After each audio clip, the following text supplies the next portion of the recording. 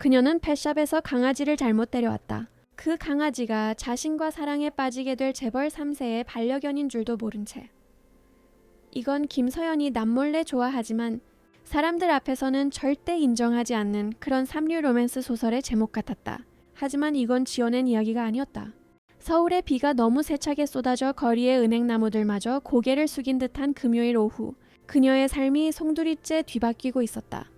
그녀가 목욕 마친 말티즈처럼 흠뻑 젖은 채 글래머팻 안으로 뛰어들어간 바로 그 순간, 운명은 서투른 큐피드처럼 장난을 치기로 작정한 모양이었다. 초코.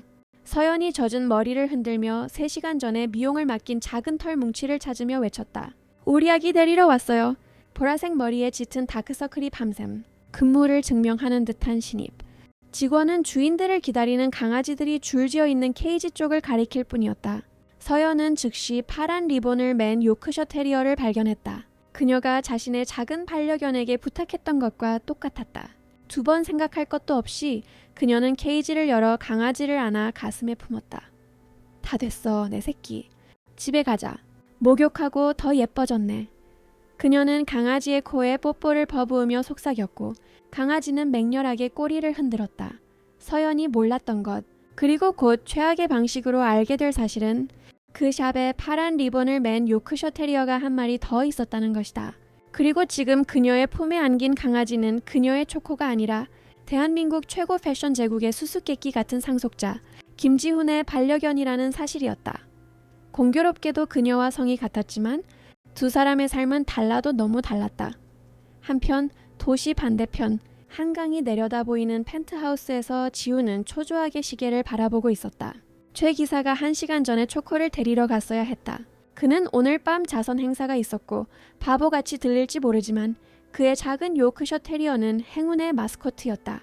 그는 중요한 계약을 앞두고는 절대 강아지를 곁에서 떼어놓지 않았고 오늘 밤은 그의 브랜드가 글로벌로 확장하는 데 결정적인 밤이 될 터였다.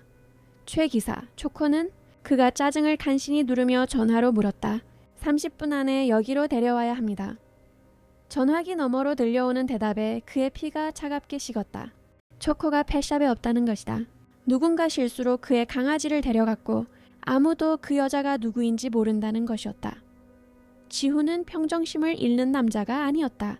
35세의 나이에 그는 제국을 건설했고 경제 위기를 정면으로 돌파했으며 시장의 가장 무자비한 상어들과 협상해왔다. 하지만 그 순간 그의 내면이 무너져 내렸다. 초코는 단순한 강아지 이상이었다. 그를 진정으로 조건 없이 사랑해준 유일한 사람, 그의 할머니가 남긴 마지막 흔적이었다. 그 여자 찾아요. 그의 목소리는 가장 노련한 임원이라도 떨게 만들 만큼 차가웠다. CCTV 확인하고 필요한 건 뭐든 해요. 오늘 밤 안에 내 강아지 되찾습니다. 지훈이 상상하지 못한 것은 그가 마침내 자신의 소중한 초코를 납치한 여자를 만났을 때 그의 인생이 영원히 바뀔 것이라는 점이었다. 단순히 행운의 마스코트를 되찾기 때문만은 아니었다. 그가 곧 발견하게 될 김서연이라는 여자에게는 그의 수백억으로도 살 수 없는 무언가가 있었다. 서울 위로 폭풍우가 거세지는 동안 2개의 심장은 서로 다른 리듬으로 뛰고 있었다. 곧 격렬하게 충돌하리라는 사실을 전혀 알지 못한 채, 그리고 그 일이 일어났을 때 세상의 모든 돈으로도 치밀하게 계획된 김지훈의 삶으로 돌진해 들어오는 김서연이라는 태풍을 막을 수는 없었을 것이다.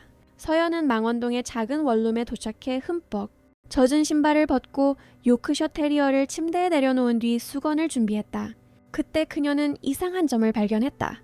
그녀의 초코는 집에 오자마자 항상 장난감 상자로 달려갔지만 이 강아지는 마치 지시를 기다리는 것처럼 늠름하게 앉아 호기심 어린 눈으로 그녀를 바라보고 있었다. 초코? 괜찮아, 아가? 그녀가 강아지를 더 자세히 살피기 위해 다가가며 물었다. 그때 그녀는 깨달았다. 그녀의 초코가 어릴 때부터 가슴에 갖고 있던 갈색 반점이 없었다. 이 요크셔 테리어는 흠 하나 없이 완벽한 황금빛 털을 가지고 있었다. 오 마이 갓! 그녀는 공포감이 밀려오는 것을 느끼며 속삭였다. 니오, 초코 아니구나. 마치 모든 말을 알아듣는 것처럼 강아지는 고개를 갸웃거리며 날카롭게 짖었다. 서연은 아까 미쳐보지 못했던 것을 발견했다. 풍성한 털에 거의 가려져 있던 최고급 가죽 목걸이, 그리고 그곳에 달린 금색 명찰에는 초코라는 이름과 전화번호가 적혀 있었다. 기막힌 우연이었다. 그녀가 실수로 데려온 강아지가 자기 강아지와 이름이 같다니. 하지만 그녀의 초코가 세일할 때 산 단순한 목걸이를 하고 다녔다면 이 강아지의 것은 루이비통 쇼윈도에서 막 꺼내온 것처럼 보였다. 펫샵에 전화해야 해. 그녀가 떨리는 손으로 휴대폰을 집어들며 중얼거렸다. 하지만 번호를 누르기도 전에 휴대폰이 진동하며 메시지가 떴다. 폭우로 인해 조기 마감합니다. 내일 오전 9시에 다시 문 열겠습니다. 최고였다. 그녀는 내일까지 꼼짝없이 엉뚱한 강아지와 갇히게 되었다. 그녀는 목걸이에 적힌 번호로 전화를 걸기로 했다. 한편 지훈은 차선 행사를 취소하고 그가 한 번도 해본 적 없는 일이었다. 글래머 펫의 CCTV 영상을 3번째 돌려보고 있었다. 거기 있었다. 흠뻑 젖은 곱슬머리 여자가 자기 초코를 안고 황급히 나가는 모습이 신원 파악됐습니까? 그는 비상사태 주로 산업 스파이 관련 강아지 실종 사건이 아닌를 대비해 고용해둔 사설 탐정에게 물었다. 네, 회장님. 김서연 28세 프리랜서 그래픽 디자이너. 여기서 10블록도 안 되는 곳에 거주합니다. 지훈이 미간을 찌푸렸다. 성이 김씨? 나랑 같군. 봉환이 다릅니다. 회장님 댁과는 아무 관련 없는 것으로 확인됩니다. 사실 평범한 집안 출신으로 부산에서 할머니 손에 자랐습니다. 3년 전 디자이너로 성공하겠다며 서울로 왔고요. 그 정보가 지훈의 마음 한구석을 건드렸다. 그 역시 할머니 손에 자랐다. 물론 완전히 다른 환경이었지만 그의 생각이 끊긴 것은 휴대폰이 울렸기 때문이었다. 모르는 번호였다. 여보세요. 그가 무뚝뚝하게 받았다. 아, 안녕하세요. 전화기 너머의 여성 목소리는 긴장한 듯했다. 제 이름은 김서연인데요. 제가 오늘 글래머 펫에서 강아지를 잘못 데려온 것 같아서요. 초코라는 요크셔 테리어 맞으시죠? 지훈은 안도감을 느꼈지만 곧바로 짜증이 밀려왔다. 당신이 무슨 혼란을 일으켰는지 압니까? 그쪽 실수 때문에 제가 중요한 약속들을 취소했습니다. 전화기 너머로 침묵이 흘렀다. 이윽고 한숨소리가 들렸다. 저기요, 정말 죄송합니다. 저도 제 강아지가 없어져서 미치겠거든요. 믿기 어려우시겠지만 걔 이름도 초코예요. 너무 닮아서 제가 착각을... 어딥니까? 지훈이 말을 잘랐다. 지금 당장 초회 기사 보내서 초코 데려오겠습니다. 펫샵이 문을 닫았어요. 서연이 설명했다. 저도 내일까진 제 강아지를 데려올 수 없고 아마 사장님 강아지도 거기 있겠죠. 내일 아침에 해결하면 안 될까요? 제가 정말 잘 돌보고 있겠다고 약속드려요. 지훈은 기다리는데 익숙하지 않았다. 거절당하는데도 익숙하지 않았다. 그리고 낯선 사람의 호의에 기대는 것은 더더욱 익숙하지 않았다. 20분 후에 그쪽 주소로 가겠습니다. 그는 간단히 말하고 전화를 끊었다. 서연은 믿을 수 없다는 듯 휴대폰을 바라보았다. 남자는 그녀가 어디 사는지 묻지도 않았다. 어떻게 그녀의 집에 나타나겠다는 걸까? 몇 초 후 문자 메시지 한 통이 답을 주었다. 그녀의 아파트 호수까지 포함된 정확한 주소였다. 소름이 등줄기를 타고 흘렀다. 몇 분 만에 자기 주소를 알아내는 이 남자는 도대체 누구란 말인가? 그리고 강아지가 얼마나 중요하기에 약속을 취소하고 폭풍우 치는 밤에 남의 집까지 찾아온단 말인가? 이제 그녀의 침대에서 편안하게 잠든 작은 요크셔 테리어를 바라보며 서연은 직감했다. 그녀의 인생이 곧 격렬하게 바뀔 것이라고. 그것이 더 나은 쪽일지 더 나쁜 쪽일지는 알 수 없었다. 15분 후 김지우는 강박적인 시간관념으로 유명했다. 서연의 원룸 초인종이 울렸다. 그녀는 그 시간을 이용해 옷을 갈아입고 부스스한 머리를 정돈하고 이 작은 집에 최소한의 품위를 부여하려 애썼다. 헛수고라는 것을 알면서도 그녀는 심호흡을 하고 문을 열었다. 복도에 서 있는 남자를 본 순간 그녀의 심장이 멎는 듯했다. 큰 키, 넓은 어깨, 세심하게 정돈된 검은 머리카락, 그리고 그녀를 마치 데이터 시트처럼 분석하는 듯한 날카로운 녹색 눈. 그가 입은 슈트는 분명 그녀의 원룸 가구를 다 합친 것보다 비쌀 터였다. 김서연 씨. 그가 물었다. 명백한 확인 절차였다. 네. 그리고 당신이 초코 주인이시군요. 그녀가 평정심을 유지하려 애쓰며 답했다. 그의 눈썹이 살짝 올라갔다. 김지훈입니다. 그가 손을 내밀었다. 그들의 손가락이 닿자 서연은 짜릿한 전율을 느꼈다. 정전기일 거야. 그녀는 스스로에게 말했다. 폭풍구 때문이겠지. 들어오세요.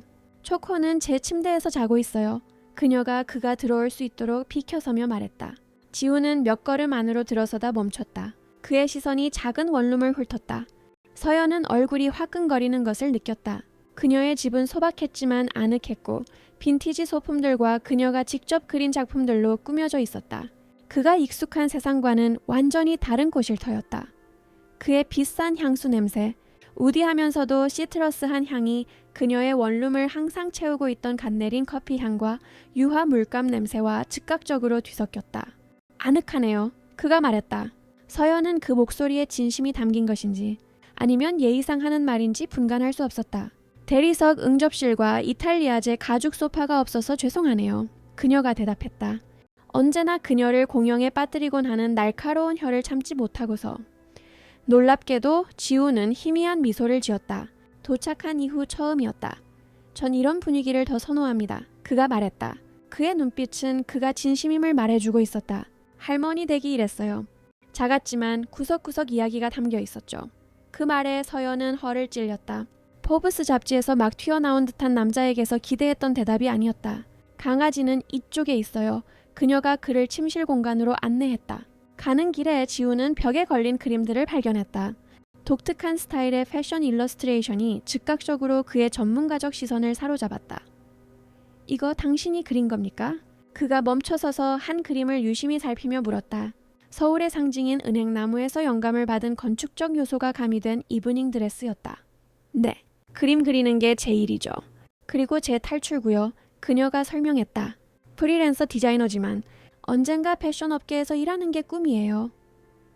지우는 새로운 흥미를 띤 눈으로 그녀를 바라보았다. 저 그림들에는 진정한 재능이 있었다. 그의 브랜드가 활용할 수 있는 신선한 시각이었다. 그가 무어라 말하려던 찰나 신나는 강아지 소리가 순간을 깨뜨렸다. 초코가 잠에서 깨어 주인을 보자마자 침대에서 뛰어내려 그에게 달려갔다. 작은 발이 나무 바닥에서 우스꽝스럽게 미끄러졌다. 지훈이 몸을 낮춰 강아지를 안아 올리자 강아지는 신이 나서 그의 얼굴을 핥았다. 서연이 그의 진정한 미소를 본 것은 그때가 처음이었다. 그의 엄격한 얼굴을 완전히 바꿔놓는 예상치 못한 보조개와 소년 같은 반짝임을 드러내는 미소였다. 돌봐줘서 고맙습니다. 지훈의 목소리가 한결 부드러워졌다. 초코는 저에게 특별한 아이라서요. 무슨 말씀인지 알아요. 서연이 대답했다. 아직 펫샵에 갇혀있을 자신의 초코를 생각하며. 제 강아지도 제 가족이거든요. 유난히 큰 천둥이 창문을 흔들었고 서연은 깜짝 놀라 몸을 움츠렸다. 밖에 폭풍우는 상당히 거세져 있었다. 이런 날씨에 운전하는 게 안전할지 모르겠네요. 그녀가 창문을 때리는 비를 걱정스럽게 바라보며 말했다. 지훈이 휴대폰을 확인했다. 초의 기사 말이 주요 도로가 침수되었다고 합니다. 비가 좀 잦아들 때까지 기다리는 게 좋겠다고 하네요. 어색한 침묵이 두 사람 사이에 내려앉았다. 월세가 밀린 프리랜서 디자이너 김서연과 패션계의 거물 김지훈이 폭풍우 치는 밤 작은 원룸에 함께 갇혔다. 우주는 분명 유머 감각이 뛰어났다. 차 한잔 하실래요? 그녀가 마침내 제안했다. 아니면 저렴한 와인도 있는데 여기 갇힌 트라우마를 이겨내시려면 더 강한 게 필요할지도 모르죠. 지훈이 잠시 그녀를 바라보았다. 그러더니 웃음을 터뜨렸다. 두 사람 모두를 놀라게 한 진심 어린 웃음소리였다. 저렴한 와인이 완벽하겠네요. 그가 대답했다. 거만한 소믈리에의 승인을 거치지 않은 걸 마셔본 지 오래됐거든요.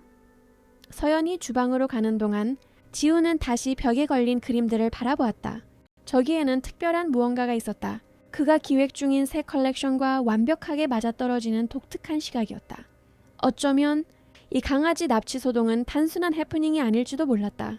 어쩌면 운명이 그의 길에 던져준 개인적으로나 직업적으로나 하나의 기회일지도 몰랐다. 그리고 몇 년 만에 처음으로 자신의 삶을 분단위로 계획하던 김지훈은 이 예상치 못한 밤이 자신을 어디로 이끌든 상관없다고 생각하기로 했다. 저렴한 와인 2잔을 들고 잦은 번개로 밤을 대낮처럼 밝히는 폭풍우 속에서 서연과 지훈은 아파트의 작은 베란다에 앉았다. 초코는 주인의 무릎에 편안하게 자리를 잡고 이따금 서연을 마치 이미 친구라도 된 듯 바라보았다. 그러니까 초코가 둘이라. 지훈이 침묵을 깨며 말했다. 대단한 우연이네요. 서연이 미소 지었다. 어릴 때 작고 갈색이라 초코라고 불렀어요. 꼭 초콜릿 같아서요. 당신은요? 지훈의 표정이 누그러졌다. 할미오니요. 매일 약과를 드셨어요. 이가 튼튼하게 90살까지 사는 비결이라고 하셨죠. 그는 비를 바라보며 잠시 말을 멈췄다. 5년 전에 돌아가셨는데 강아지를 입양하라는 유언을 남기셨어요. 저에게 조건 없이 저를 사랑해줄 누군가가 필요하다고요. 그 주에 사무실 근처에서 버려진 이 녀석을 발견했죠. 할머니께서 정말 현명한 분이셨네요. 서연이 말했다. 1시간 전만 해도 그렇게 위압적으로 보이던 남자에게서 엿보이는 연약함에 놀라며. 제가 아는 가장 현명한 분이셨죠. 그가 동의했다. 제게 재봉을 가르쳐 주신 분도 그분이셨어요. 할머니 댁 거실에 있던 재봉틀 한 대로 J.H. 쿠티르, 제국이 시작된 거죠. 서연이 와인을 마시다. 사례가 늘려 격하게 기침을 했다. 지훈이 그녀를 도우려 몸을 기울여 등을 가볍게 두드려 주었다. J.H. 쿠티르요. 그녀가 마침내 말을 이었다. 당신이 그 김지훈 대표였어요. 그는 진심으로 당황한 듯 보였다. 내가 누군지 알고 있었던 거 아닙니까? 부자인 건 알았죠. 차랑 슈트랑 몇 분 만에 제 주소 알아내는 거 보고요. 서연이 아직 숨을 고르며 설명했다. 하지만 당신이 대한민국 최고 패션 브랜드 오너일 줄은 상상도 못했어요. 저 대학 때부터 당신 컬렉션 스크랩해왔다고요. 수줍은 듯 거의 부끄러워하는 듯한 미소가 지훈의 입가에 번졌다. 보통 사람들은 날 만나기 전부터 내가 누군지 다 압니다. 내 신상조사를 안 한 사람을 만나는 건 신선하네요. 서연은 입술을 깨물었다. 자신이 지금 색바랜 레깅스에 고양이 프린트 티셔츠 차림에 홈웨어 차림으로 대한민국 패션계 거물과 대화하고 있다는 사실을 갑자기 자각했다. 하지만 위축되는 대신 그녀는 이 남자의 이중성에 매료되었다. 자기 강아지를 돌려달라고 윽박지르던 무자비한 경영인, 그리고 할머니 이야기를 하며 미소 짓고 불평 없이 저렴한 와인을 마시는 또 다른 지훈. 뭐 좀 보여드려도 돼요? 그녀가 갑자기 활기를 띠며 물었다. 대답을 기다리지도 않고 그녀는 안으로 달려가 낡은 스케치북을 들고 돌아왔다. 이거 제 졸업작품이에요. 서울의 모더니즘 건축에서 영감을 받은 컬렉션이었죠. 지훈은 점점 커지는 흥미를 느끼며 스케치북을 넘겼다. 그의 전문가적인 눈은 대부분이 놓칠 법한 디테일을 포착했다. 이거 대단하군요, 서연 씨. 당신은 독특한 시각을 가졌어요. 왜 패션 하우스에서 일하지 않는 겁니까? 그녀의 미소가 흔들렸다. 시도했죠. 모든 곳에 포트폴리오를 보냈어요. J.H. 쿠티르에도요. 돌아오는 건 침묵 아니면 정중한 거절 편지뿐이었죠. 지훈이 스케치북을 덮었다. 갑자기 심각해진 얼굴이었다. 당신 같은 재능을 놓쳤다면 우리 인사팀장은 해고되어야 마땅하네요. 서연은 그가 농담한다고 생각하며 웃었지만 그의 표정은 그렇지 않았다. 진심이세요? 난 의도 없이 말하는 경우는 거의 없습니다. 그가 대답했다. 우리는 지금 헤리티지 서울이라는 새 라인을 개발 중입니다. 당신의 미학이 완벽하게 어울릴 것 같군요. 서연의 심장이 빠르게 뛰었다. 그녀의 꿈이 눈앞에서 실현되고 있었다. 말 그대로 그녀의 베란다에 앉아 저렴한 와인을 마시면서 그거 지금 취업 제안인가요? 아니면 와인 기운에 하시는 말씀인가요? 그녀가 목소리에 실린 희망을 감추려 애쓰며 물었다. 지훈이 희미한 불빛 속에서도 강렬한 녹색, 눈으로 그녀를 똑바로 바라보았다. 월요일에 내 사무실에서 우리 크리에이티브 디렉터에게 당신의 포트폴리오 전체를 보여줄 기회를 주겠다는 제안입니다. 가능성으로 가득 찬 침묵이 그들 사이에 감돌았다. 서연이 막 대답하려던 순간 불이 깜빡이더니 완전히 꺼졌다. 아파트 전체가 어둠에 잠겼고 이따금 치는 번개만이 빛을 밝혔다. 아무래도 내 강아지를 납치한 분의 숙박, 서비스까지 이용해야 할 것 같군요. 지훈의 목소리가 서연이 예상했던 것보다 가까이에서 들렸다 초있어요. 그리고 와인도 더 있고요. 그녀가 자신의 붉어진 뺨을 가려주는 어둠에 감사하며 제안했다. 그리고 소파도 보이는 것만큼 불편하진 않아요. 이보다 더 나쁜 곳에서도 잡았습니다. 그가 대답했다. 그의 목소리에는 단순히 예의를 차리는 것 이상의 무언가가 담겨 있었다. 서연이 켠 촛불에 흔들리는 불빛 아래 두 사람은 디자인에 대해, 그들의 강아지들에 대해, 그리고 할머니에 대한 추억에 대해 이야기를 계속했다. 시간은 그들이 알아차리지 못하는 사이 흘러갔고 밖의 폭풍우는 그 작은 아파트 안에서 둘만의 세상을 만드는 동안 잊혀졌다. 서연이 마침내 소파에서 지훈의 곁에서 자신도 모르게 그의 어깨에 머리를 기댄 채 잠들었을 때 그녀는 자신이 막 경력에 그리고 어쩌면 인생의 가장 결정적인 밤을 보냈다는 것을 알지 못했다. 그리고 촛불 아래 그녀의 평화로운 얼굴을 바라보던 지우는 단순한 강아지 소동이 어떻게 지난 몇 년간의 화려한 행사들보다 더 큰 생기를 자신의 세상에 불어넣었는지 의아해했다. 새벽녘, 마치 간밤의 폭풍우가 꿈이었던 것처럼 서울에는 놀랍도록 맑은 하늘이 펼쳐졌다. 서연은 부엌에서 달그락거리는 소리와 갓 내린 커피의 고소한 향기에 잠을 깼다. 순간 그녀는 어리둥절했다. 그녀에게는 손님이 거의 없었고 하물며 자기 부엌에서 아침을 준비하는 사람은 더더욱 없었다. 그때 현실이 그녀를 덮쳤다. 김지훈, JH 쿠티르의 김지훈이 그녀의 소파에서 잤다. 그리고 지금은 요리를 하고 있었다. 그녀는 황급히 일어났다. 자기 월세보다 비쌀 것 같은 셔츠 어깨에 자신이 살짝 침을 흘렸다는 사실을 깨닫고 경악했다. 그녀는 예상치 못한 손님을 마주하기 전에 머리를 정돈하고 최소한의 용모를 갖추기 위해 화장실로 달려갔다. 마침내 부엌에 들어섰을 때 그녀가 마주한 풍경은 비현실적이었다. 김지훈이 여전히 슈트 바지와 이제는 소매를 걷어붙인 셔츠 차림으로 전문 셰프처럼 스크램블 에그를 만들고 있었다. 초코는 의자 위의 특등석에서 그 모든 과정을 지켜보며 기대감에 혀를 내밀고 있었다. 좋은 아침입니다. 그가 그녀를 보고 말했다. 실례가 안 됐다면 좋겠군요. 환대에 대한 감사 표시로 아침 식사 정도는 괜찮을 것 같아서요. 당신 요리도 할 줄 알아요? 서연이 그 비현실적인 광경을 차에 소화하지 못한 채 간신히 내뱉은 말이었다. 지훈이 웃었다. 그녀가 점점 좋아하기 시작한 소리였다. 할머니가 저를 쓸모없는 놈으로 키우진 않으셨습니다. 패션 제국을 운영할 수도 있지만 달걀 프라이 하나쯤은 제대로 할 줄 알죠. 서연은 다가가 그가 능숙하게 요리를 완성하는 모습을 지켜보았다. 당신에게 줄 게 있습니다. 그가 테이블 위에 서류철을 가리키며 말했다. 당신이 자는 동안 출력했습니다. 호기심에 서연은 서류철을 열었고 JH 쿠티르 로고가 박힌 임시 계약서를 발견했다. 새로운 헤리티지 서울 컬렉션을 위한 컨설팅 계약서였다. 진심이세요? 그녀가 마치 금방이라도 사라질 것처럼 종이 위를 손가락으로 쓸어보며 중얼거렸다.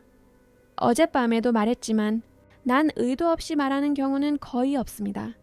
지훈이 달걀을 2접시에 나누어 담으며 대답했다. 이건 3개월짜리 초기 계약일 뿐입니다.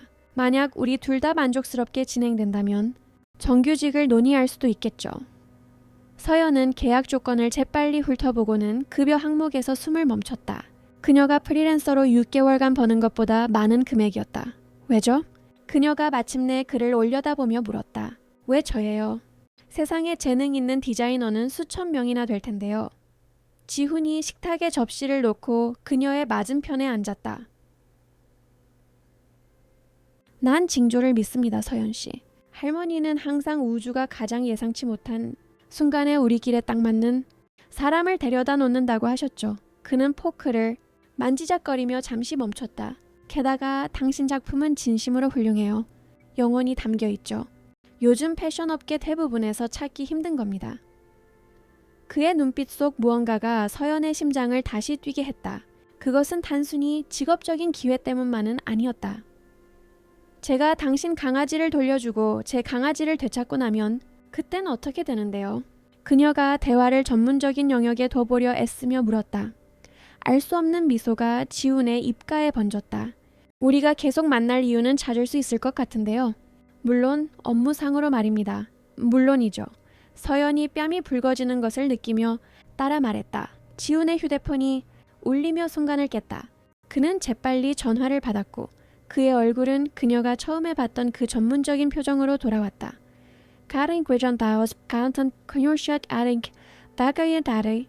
알겠습니다. 네. 1시간 안에 그리로 가겠습니다. 그는 전화를 끊고 서연을 바라보았다. 펫샵 문 열었답니다. 당신의 초코가 기다리고 있겠군요. 1시간 뒤 글래머 펫에서는 보는 사람이라면 누구나 미소 지을 만한 장면이 연출되고 있었다. 둘 다 초코라는 이름을 가진 똑같이 생긴 2마리의 요크셔 테리어가 각자의 주인과 재회하고 있었다. 서연의 강아지가 그녀의 품으로 뛰어올라 기쁨에 겨워 낑낑대며 그녀의 얼굴을 핥았다. 그녀 옆에서 지훈도 그의 작은 동반잭에 똑같은 대접을 받고 있었다. 이걸로 초코 대납시극은 공식적으로 막을 내린 것 같네요. 서연이 친구를 되찾아 안도하며 농담을 건넸다. 오히려 그 반대죠.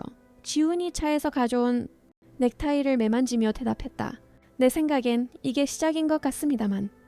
그가 그녀에게 명함을 건넸다. 월요일 오전 9시 내 사무실.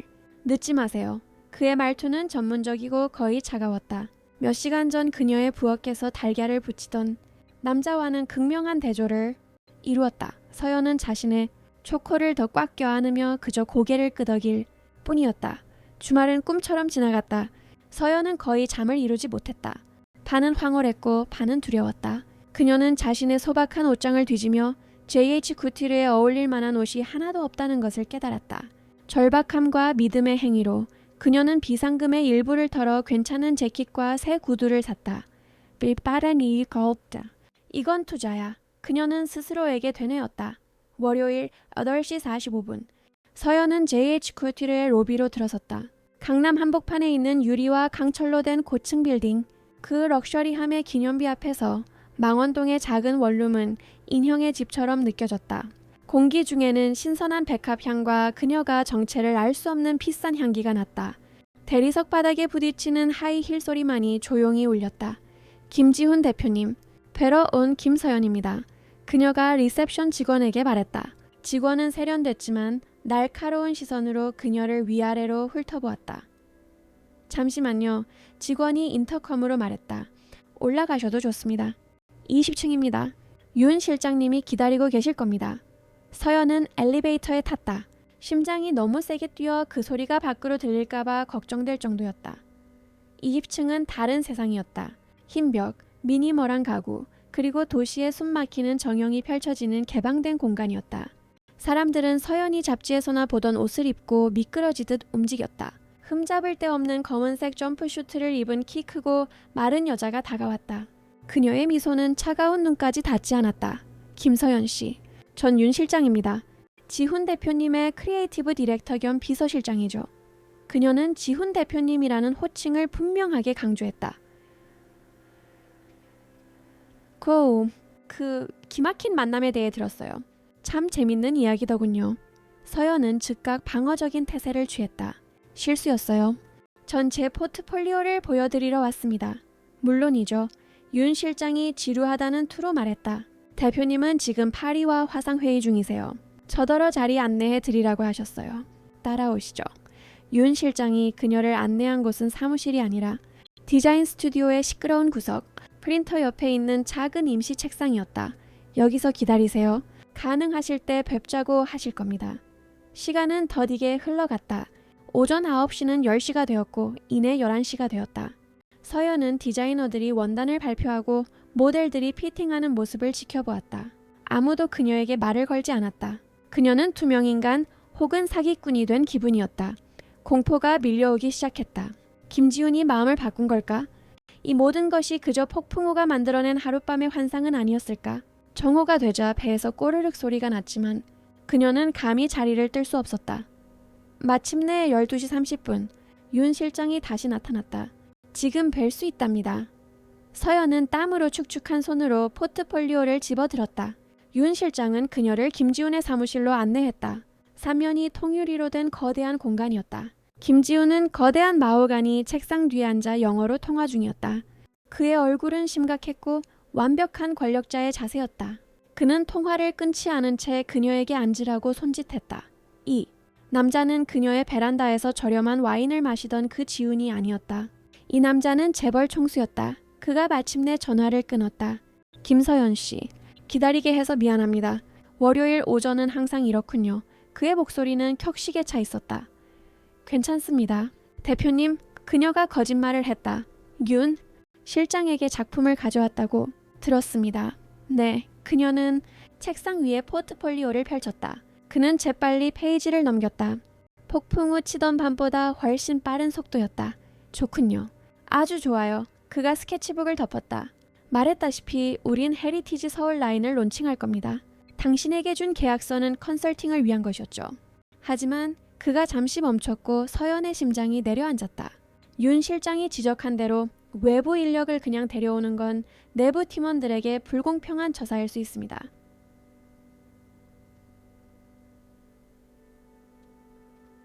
짜랑라 옆에 서 있던 윤 실장의 얼굴에는 거짓 겸손의 가면이 쓰여 있었다. 그래서 지훈이 말을 이었다. 테스트를 하죠. 내부팀과 당신에게 동일한 브리핑을 줄 겁니다. 금요일까지 3가지 완성된 콘셉트를 가져오세요. 최고의 콘셉트가 이 컬렉션 개발을 이끌게 될 겁니다. 서연은 차가운 기운을 느꼈다. 이건 테스트였다. 경쟁이었다. 알겠습니다, 대표님. 그녀는 속이 떨렸지만 단호한 목소리로 말했다. 좋아요. 윤 실장이 브리핑과 자료 아카이브 접근 권한을 줄 겁니다. JH 쿠티르에 온 걸 환영합니다, 김서연 씨. 수영은 할 줄 알길 바랍니다. 여기 상어들은 진짜거든요. 그가 희미한 미소를 지었다. 그날 밤의 남자를 엿볼 수 있는 첫 번째 순간이었다. 윤 실장은 서연에게 브리핑이 담긴 태블릿을 건넸다. 필요한 건 다 여기 있어요. 컬러 매트릭스, 브랜드 가이드라인, 승인된 영감 자료들. 스튜디오 출입은 저녁 8시까지입니다. 행운을 빌어요. 그녀의 말투는 서연에게 정말 행운이 필요할 것이라고 말하는 듯했다. 서연은 다음 3일간 창의적인 지옥을 경험했다. 브리핑은 제한적이었고 기업의 전문 용어로 가득했으며 상업적으로 실행 가능한 색상 팔레트는 생기가 없었다. 그녀는 그림을 그리려 애썼지만 나오는 것이라곤 JH 쿠티르의 기존 스타일을 값싸게 모방한 것들 뿐이었다. 그녀는 지쳤고 위축되었으며 심각한 가면 증후군에 시달렸다. 수요일 밤 그녀는 구겨진 스케치들로 둘러싸인 채 스튜디오에 홀로 남았다. 그녀는 태블릿에 뜬 승인된 영감 자료를 바라보았다. 경복궁이나 부산 해변의 진부한 이미지들이었다. 그녀의 뿌리와는 서울의 은행나무와는 부산의 질감과는 아무 관련이 없었다. 바로 그때 그녀는 깨달았다. 윤 실장이 그녀에게 잘못된 브리핑을 준 것이었다. 아니, 의욕을 꺾기 위해 만든 일반적인 브리핑을 준 것이었다. 그녀는 지훈이 자신의 그림에서 건축적 요소를 언급했던 것을 기억했다. 브리핑 어디에도 그런 내용은 없었다. 차가운 분노가 그녀를 휩쌌다. 그녀는 방해 공작을 당하고 있었다. 서연은 태블릿을 닫았다.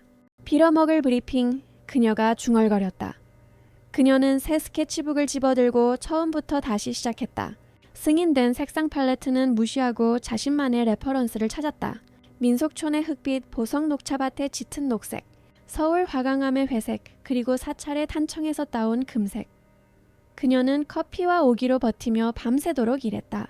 목요일 그녀는 녹초가 되었지만 스스로 자랑스러워할 만한 무언가를 손에 쥐고 있었다. 금요일 아침 그녀는 회의실로 들어섰다. 지훈이 테이블 상석에 앉아 있었다. 윤 실장이 그 옆에 있었다. 자신감 넘쳐 보이는 다른 2명의 디자이너가 먼저 자신들의 콘셉트를 발표했다. 그것들은 예뻤고 세련됐으며 안전했다. 정확히 브리핑이 요구하는 바였다. 수고했습니다, 팀. 지훈이 열에 없는 목소리로 말했다. 김서연 씨, 서연이 다리가 후들거리는 것을 느끼며 일어섰다. 그녀는 자신의 스케치를 프로젝터에 올렸다.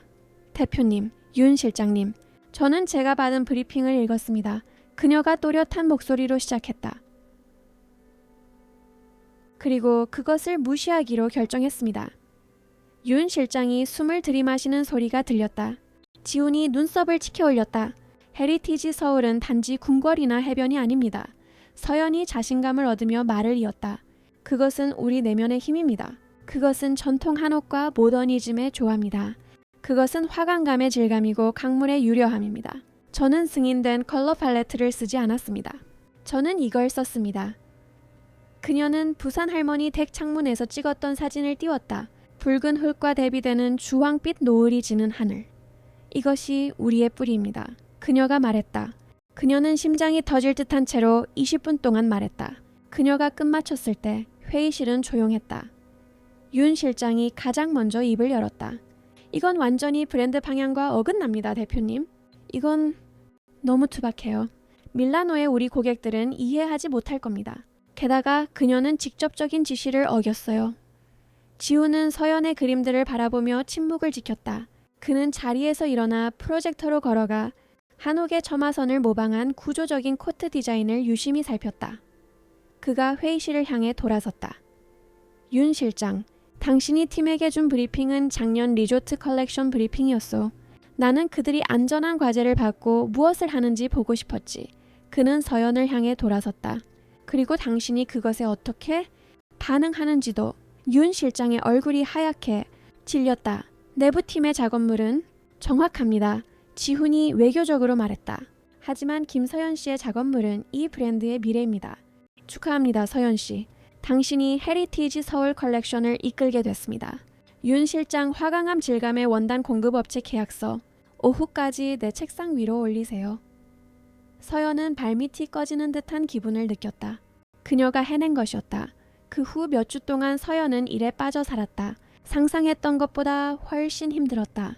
기나긴 야근, 불가능해 보이는 마감 기한, 그리고 이제는 그녀의 비전을 실행해야만 하는 윤 실장의 노골적인 적대감. 하지만 서연은 물 만난 고기였다. 지우는 전문적인 거리를 유지했다.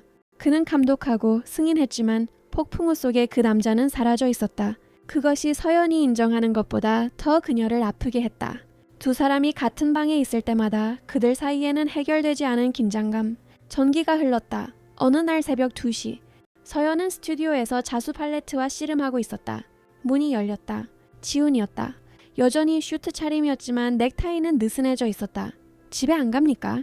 그가 부드러운 목소리로 물었다. 이 금색 톤을 못 잡겠어요. 그녀가 지친 목소리로 중얼거렸다. 그는 그녀 옆에 앉아 자수틀을 집어들었다. 할머니라면 구리실이 한 가닥 부족하다고 하셨을 겁니다. 교회 지붕의 금박처럼 빛을 잡아야 하니까. 그들은 어깨가 거의 맞닿을 듯한 거리에서 1시간 동안 말없이 작업했다. 그의 향수 냄새는 이제 익숙했다. 왜 그러셨어요? 그녀가 마침내 물었다. 그 테스트요. 가짜 브리핑 알아야 했습니다. 그가 그녀를 보지 않고 말했다. 당신의 재능이 진짠지 아니면 내가 그저 폭풍우에 홀렸던 건지 알아야 했어요. 그가 그녀를 마주 보았다. 그리고 여기 모든 사람이 당신이 낙하산이 아니라 실력으로 이 자리를 얻었다는 걸 알 필요가 있었습니다. 그럼 이제는요? 그녀가 속삭였다. 이제 그의 목소리가 낮아졌다. 이제는 모든 것 중에서 가장 큰 위험을 감수할 차례죠. 그가 몸을 기울였고 서연은 숨을 참았다. 그들의 입술이 몇 센티미터 남지 않았을 때 건물의 화재 경보기가 울렸다.